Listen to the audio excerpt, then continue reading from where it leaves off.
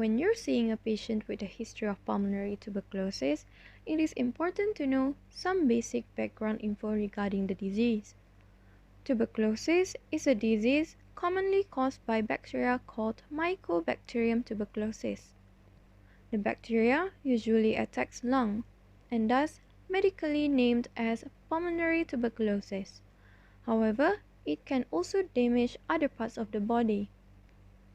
Main symptoms of pulmonary tuberculosis include bad cough that lasts for at least 3 weeks, bloody sputum, chest pain, breathlessness, and more general symptoms include fever, weight loss, night sweats, etc.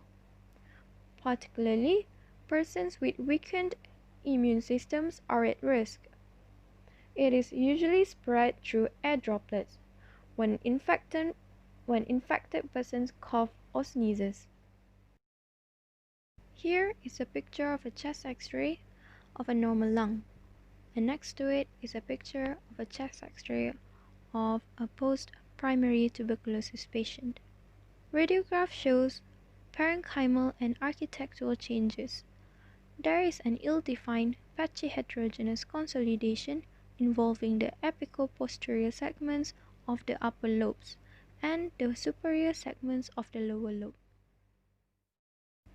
Auscultation, which is a simple, non-invasive procedure that involves the use of stethoscope to listen to the sound produced by body, can be done on patients to hear their breath sounds.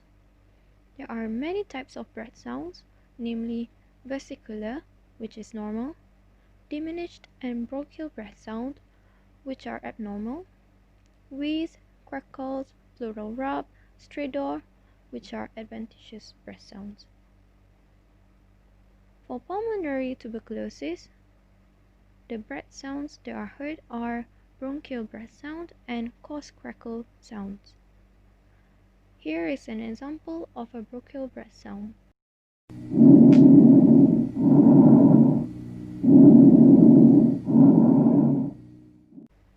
It has a tubular, hollow sound, which is louder and higher pitched than vesicular breath sound.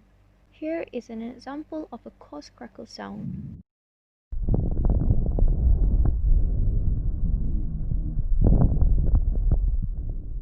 It has a discontinuing, brief popping lung sound that is loud, low in pitch, and longer in duration compared to fine crackle sound. And it is also described as bubbling sound.